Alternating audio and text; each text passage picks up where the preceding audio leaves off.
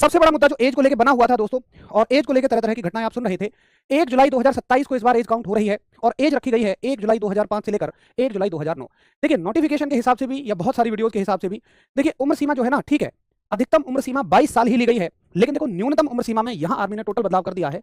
और जो भी जानकारियां मिली हैं उन सबके हिसाब से ये उम्र सीमा नहीं है। किसी भी यूट्यूब को आप उठाकर देखें, वीडियो को उठाकर देखें, क्योंकि अगर 1 जुलाई 2027 से उम्र काउंट की जा रही है तो चलिए 2005 से 2027 तक ये बच्चा तो 22 साल का हो जाएगा, लेकिन 2009 से लेकर 1 जुलाई 2027 तक ये बच्चा 18 साल का होगा, ना कि 17.5 साल का।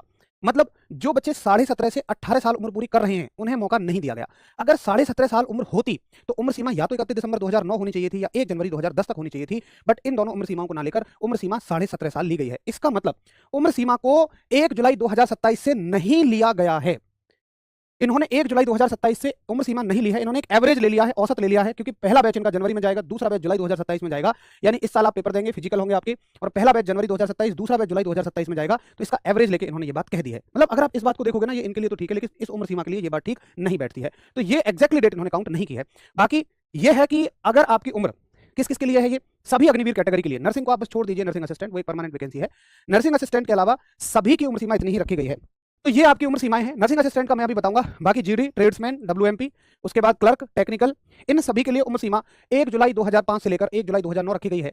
देखिए इसका स्पष्ट मतलब ये है कि अगर आप 1 जुलाई 2005 से पहले पैदा हुए हैं तो आप ओवर एज हो चुके हैं। अगर अब 2005 के बाद में 2006, 2007, 2008 और जुलाई 2009 तक जिनका भी जन्म हुआ है वो फॉर्म भर पाएंगे, लेकिन 2009 के बाद में जन्मा हुआ बच्चा फॉर्म नहीं भर पाएगा, वो उम्र में छोटा रह गया है।